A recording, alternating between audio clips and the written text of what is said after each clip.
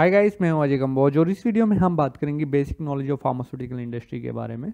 Pharmaceutical industry की basic point हम इस वीडियो में जानने की कोशिश करेंगे।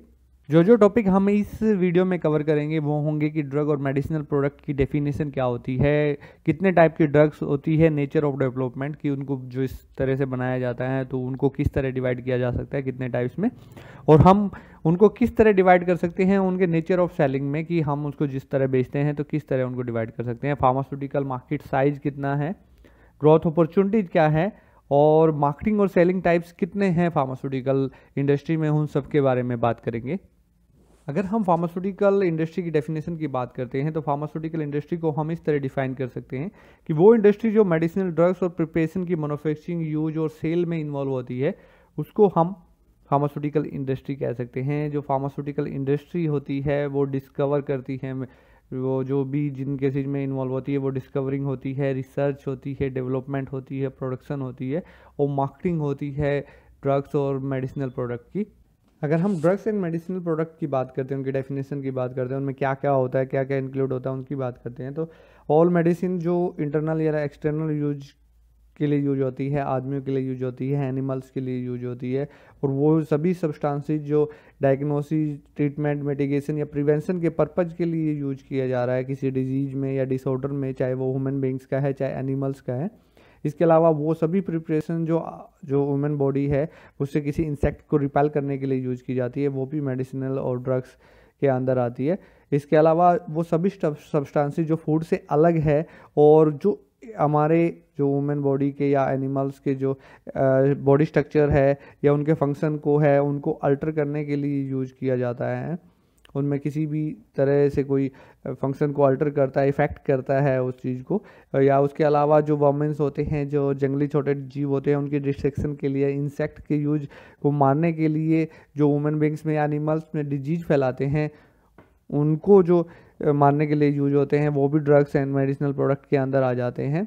इसके अलावा वो सभी कंपोनेंट्स जो ड्रग्स किसी भी फॉर्म में, सॉलिड फॉर्म में, लिक्विड फॉर्म में या किसी भी वे में जो ड्रग्स को बनाने के काम आते हैं, जितने भी कंपोनेंट, जैसे कि चाहे वो एम्पेटी जेलेटिन कैप्सूल्स भी होता है, वो सब भी ड्रग्स एंड मेडिसिनल प्रोडक्ट के अंदर ही आता है। उसके अलावा मेडिकल डिवाइसेज, जितने भी डिवाइसेज होते हैं जो इंटरनल या एक्सटर्नल यूज के लिए यूज होते हैं, डायग्नोसिस में, ट्रीटमेंट में, मिटिगेशन में, प्रिवेंशन में, जो डिजीज होते हैं या डिसऑर्डर्स होते हैं ह्यूमन बींग्स के, एनिमल्स के, वो सब भी ड्रग्स एंड मेडिसिनल प्रोडक्ट के अंदर आ जाते हैं। अगर मेडिसिन को उनके नेचर के हिसाब से, डेवलपमेंट, नेचर ऑफ डेवलपमेंट के हिसाब से अगर हम उनको डिवाइड करते हैं तो उनको हम दो हिस्सों में बांट सकते हैं, ब्रांडेड ड्रग्स और जेनरिक ड्रग्स के। अगर हम ब्रांडेड ड्रग्स की बात करते हैं तो ब्रांडेड ड्रग्स वो ड्रग्स होती है जो उन फार्मास्यूटिकल कंपनीज के द्वारा बेची जाती है जो उस मॉलिक्यूल को रिसर्च करती हैं, डिस्कवर करती है, डेवलप करती है और उसके बाद उसको पेटेंट करा लेती है।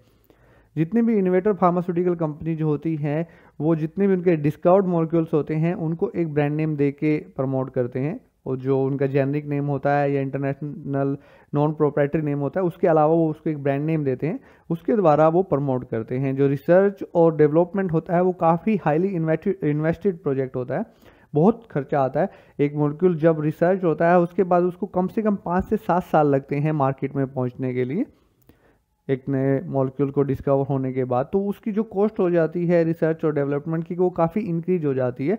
तो इसीलिए जो ब्रांडेड मेडिसिन है, ब्रांडेड ड्रग्स है, जब तक वो पेटेंट में रहती है उसकी जो कॉस्ट होती है वो बहुत हाई होती है, क्योंकि एक फार्मास्यूटिकल कंपनी को अपने वो खर्चे भी पूरे करने होते हैं जितना खर्चा उसने रिसर्च और डेवलपमेंट में लगाया है। अगर हम जेनरिक मेडिसिन की बात करें तो जब एक पेटेंट ख़त्म हो जाता है किसी भी ब्रांडेड ड्रग्स का, उसके बाद जो दूसरे फार्मास्यूटिकल मैन्युफैक्चरर्स होते हैं, जो इनोवेटर से अलग दूसरे फार्मास्यूटिकल मैन्युफैक्चरर्स होते हैं, वो भी उसको बनाने के लिए अलाउ हो जाते हैं। उसके बाद जो वो दूसरे फार्मास्यूटिकल मैन्युफैक्चरर्स भी उस मॉलिक्यूल्स को अपनी कंपनी के नाम के अंदर लॉन्च करते हैं, उसको मार्केट में सेल करते हैं, तो वो एक जेनरिक ड्रग्स में आ जाती है। और जो मैन्युफैक्चरर्स उनको बना रहे होते हैं उनको हम जेनरिक फार्मास्यूटिकल मैन्युफैक्चरर्स बोल देते हैं। जो जेनरिक ड्रग्स होती हैं उनमें रिसर्च और डेवलपमेंट की कॉस्ट नहीं होती, ना के बराबर होती है, केवल उनको अपनी फॉर्मुलेशन ही तैयार करनी पड़ती है, ड्रग डिपार्टमेंट से अप्रूवल लेना पड़ता है। तो जो उसकी जो वो हाई कॉस्ट होती है उसकी रिसर्च की, जो डेवलपमेंट की, वो उन पे एप्लीकेबल नहीं होती, तो वो उसको कम कीमत पे बेचते हैं ताकि वो ब्रांडेड ड्रग्स से कंपटीशन कर सके। तो इसी वजह से जो जेनरिक ड्रग्स हैं उनके प्राइसेज आपको कम मिलते हैं। अगर हम ब्रांडेड ड्रग्स की या जेनरिक ड्रग्स की बात करते हैं, उसके अलावा जो फार्मास्यूटिकल कंपनीज है वो मेडिकल डिवाइसेज में भी डील करती है, सर्जिकल प्रोडक्ट में भी डील करती है, न्यूट्रास्यूटिकल्स में भी डील करती है, कॉस्मेटिक्स में भी डील करती है और भी बहुत सारे प्रोडक्ट्स में वो डील करते हैं। अगर हम इंडियन पॉइंट ऑफ व्यू की बात करें तो इंडिया में थोड़ा सा डिफरेंट पॉइंट ऑफ व्यू होता है ड्रग्स के बारे में, उनके सेलिंग के बारे में। तो यहाँ पे जो पॉपुलर है वो ब्रांडेड जेनरिक्स काफ़ी पॉपुलर होती है। ब्रांडेड जेनरिक्स को अगर आपको समझना है तो वो जेनरिक ड्रग्स होती हैं जिनको हम ब्रांड नेम एफिक्स करके बेचते हैं। मतलब होती वो है इन नेचर, मतलब वो उसके इनोवेटर फार्मास्यूटिकल कंपनीज की नहीं होती, दूसरी फार्मास्यूटिकल कंपनीज ने बनाई होती है, लेकिन वो भी उसको एक ब्रांड नेम रख के बेचती हैं। इंडियन फार्मास्यूटिकल मार्केट में इसी वजह से आपको जितनी भी मेडिसिन मिलेगी वो सब एक ब्रांड नेम के साथ मिलेगी, तो वो बहुत डिफ़िकल्ट हो जाता है, ये चीज़ बहुत डिफ़िकल्ट कर देती है इंडियन फार्मास्यूटिकल मार्केट में जेनरिक मेडिसिन में और ब्रांडेड मेडिसिन में डिफ्रेंशिएट करने में। अगर हम बाहर थोड़ी सी डेवलप्ड कंट्रीज की बात करते हैं, जैसे यूएसए की मार्केट की अगर हम बात करते हैं, तो वहाँ पे ब्रांड नेम केवल इनोवेटर की पैकेजिंग के ऊपर ही मिलेगा। उसके अलावा जितने दूसरे मैन्युफैक्चरर्स होंगे, जेनरिक मैन्युफैक्चरर्स होंगे, वहाँ पे वो उसको जेनरिक नेम से या इंटरनेशनल नॉन प्रोप्राइटरी नेम से ही बेचते होंगे, उनमें कोई भी ब्रांड नेम वो उसकी पैकिंग के ऊपर नहीं रखते। अगर हम ड्रग को डिवाइड करें उनके नेचर ऑफ सेलिंग, तो हम उसको दो टाइप में डिवाइड कर सकते हैं।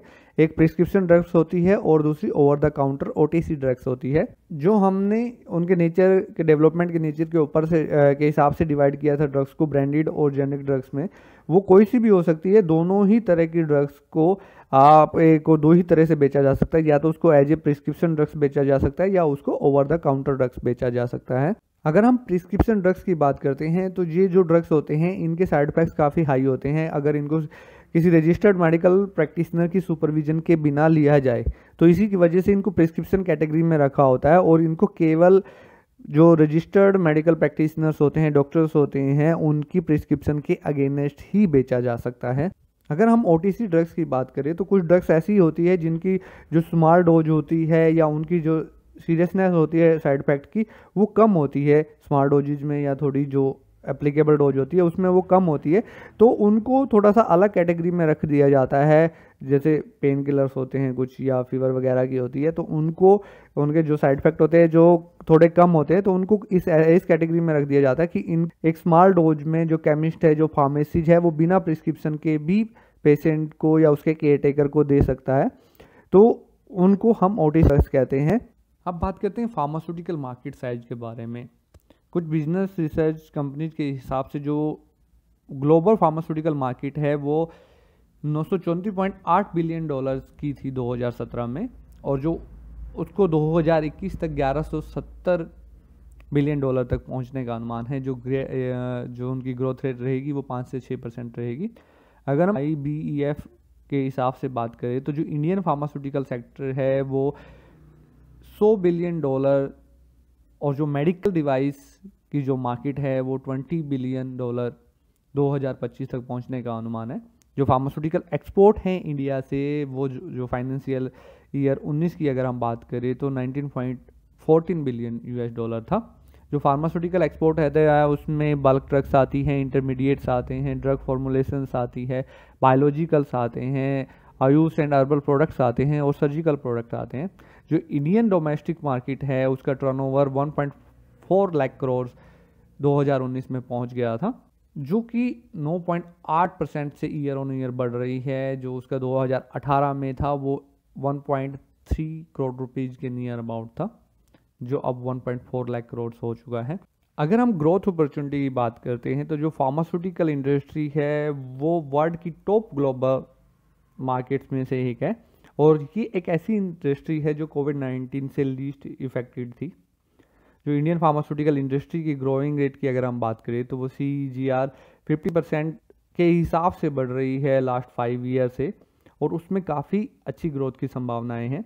अगर हम मेडिसिन स्पेंडिंग की बात करते हैं तो वो भी 9 से 12% के हिसाब से अगले 5 साल तक बढ़ने की उम्मीद है। अब बात करते हैं कि मार्केटिंग और सेलिंग टाइप्स कितने तरह के होते हैं, किस तरह हम फार्मास्यूटिकल मार्केट में हम मेडिसिन को बेच सकते हैं। तो कई तरीके से हो सकते हैं। फार्मास्यूटिकल इंडस्ट्री में कई तरीके होते हैं अपना सेल करने के लिए। सबसे पहले तो ब्रांडेड ड्रग मार्केटिंग आ जाती है, दूसरे केसेज में जेनरिक ड्रग मार्केटिंग आ जाती है, तीसरे में फार्मा FCD फ्रेंचाइजी मार्केटिंग आ जाती है, फिर हम OTC ड्रग मार्केटिंग की बात करते हैं। उसके बाद इंस्टीट्यूशनल सेल सप्लाई आ जाती है कॉर्पोरेट हॉस्पिटल्स में, डिस्पेंसरीज में, फार्मेसी चेन में, और लास्ट में हम ऑनलाइन फार्मेसीज के बारे में रख रहे हैं। पहले ब्रांडेड ड्रग मार्केटिंग की बात करते हैं। इसमें पहले एक फार्मास्यूटिकल कंपनी एक नए प्रोडक्ट को, एक नए मॉलिक्यूल को इनोवेट करती है, उसके बाद सारे क्लिनिकल ट्रायल्स को पास करके उसके पेटेंट के लिए अप्लाई करती है और फिर उसको मार्केट में बेचती है मोनोपोली बेसिस पे। उसका कोई कंपटीशन नहीं होता, या तो वो किसी ऐसे पर्टिकुलर डिजीज़ के लिए मेडिसिन बनाती है जिसकी अभी मेडिसिन नहीं है, या अगर मेडिसिन है किसी डिजीज़ की तो कोई ऐसा एक्स्ट्रा बेनिफिट वाला मॉलिक्यूल बनाती है जिसके कम साइड इफेक्ट हो या हायर रिजल्ट्स हो, तो वो बनाती है। लेकिन इंडियन फार्मास्यूटिकल मार्केट के हिसाब से थोड़ा डिफरेंट हो जाता है। हम उन चीज़ों को ब्रांडेड ड्रग में कहते हैं जो डॉक्टर की प्रिस्क्रिप्शन पे बिकते हैं।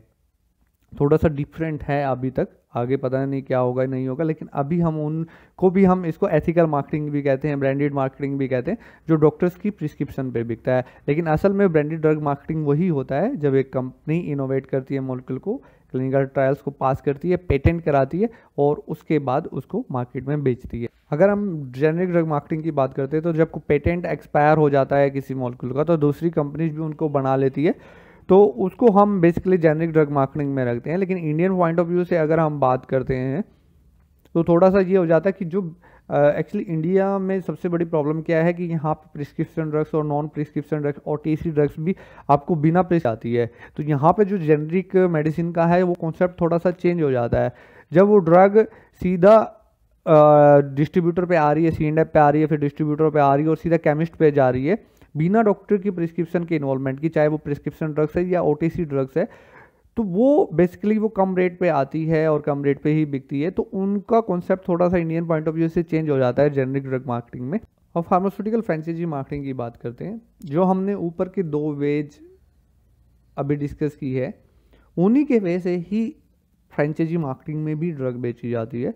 लेकिन उसमें क्या होता है कि पहले 2 वे में जो फार्मास्यूटिकल कंपनी है वो अपने ही सेल्स टीम को अपॉइंट करके, चाहे वो डॉक्टर से प्रिस्क्रिप्शन लिखवा रही है या डिस्ट्रीब्यूटर के थ्रू सेल कर रही है, दोनों ही वे में अपनी सेल्स टीम रख के काम करती है। लेकिन जब फार्मास्यूटिकल फ्रेंचाइजी मार्केटिंग की हम बात करते हैं तो वहाँ पे इसमें एक्चुअली स्मॉल या माइक्रो साइज फार्मास्यूटिकल कंपनीज होती है जो इतना फंड नहीं लगा सकती कि पूरे ऑल ओवर इंडिया या जिन भी डिस्ट्रिक्ट्स में या जिन भी स्टेट्स में वो काम कर रही है वहाँ पे अपनी सेल्स टीम को अपॉइंट कर सके।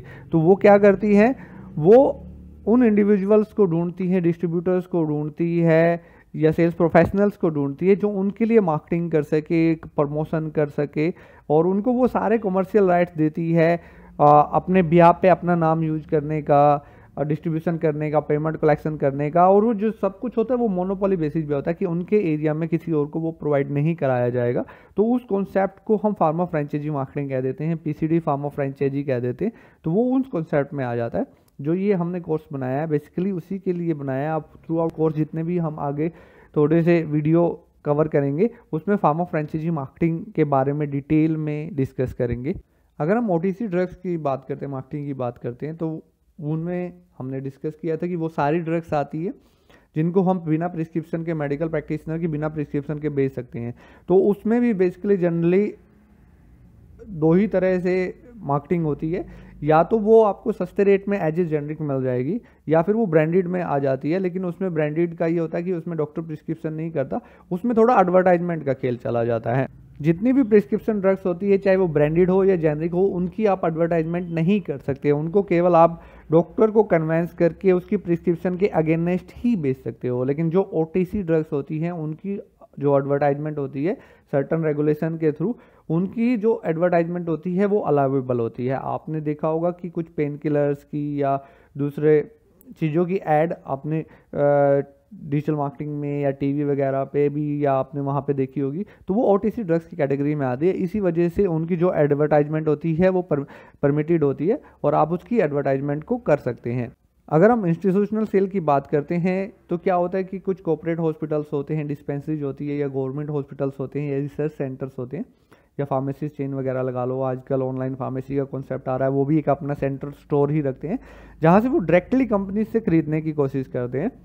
तो कंपनीज क्या होती है, फार्मास्यूटिकल कंपनीज कभी कभी उनमें से बच के सीधा इंस्टीट्यूशनल को सप्लाई कर देती है, हॉस्पिटल्स को, कॉर्पोरेट हॉस्पिटल, गवर्नमेंट हॉस्पिटल्स की जो सप्लाई होती है उनकी जितनी सप्लाई होती है वो भी फार्मास्यूटिकल कंपनी के थ्रू ही होती है, टेंडर्स वगैरह निकलते हैं, जो भी उनका प्रोसीजर होता है तो वो सीधे इंस्टीट्यूट को सप्लाई कर देते हैं।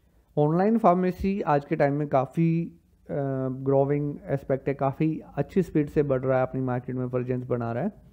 लेकिन ऑनलाइन फार्मेसी की भी अगर बात करते हैं तो उस पर भी दोनों ही तरह की मेडिसिन बिक सकती है, प्रिस्क्रिप्शन भी और ओटीसी भी। जो ओटीसी ड्रग्स है वो बिना प्रिस्क्रिप्शन के बिक सकती है, और जो प्रिस्क्रिप्शन ड्रग्स है वो प्रिस्क्रिप्शन के अगेंस्ट ही बिक सकती है। तो उसके लिए एक्चुअली अभी ज़्यादा रेगुलेशंस नहीं है इंडिया में, कोई पर्टिकुलर डेफिनेशन नहीं है कि ऑनलाइन फार्मेसी में कैसे बिक सकती है। फिर भी general retail drug licence, GST number और एक वैलिड प्रिस्क्रिप्शन का होना जरूरी होता है ऑनलाइन फार्मेसी में। उम्मीद करेंगे ये इंफॉर्मेशन आपको अच्छी लगी होगी। Thanks for watching.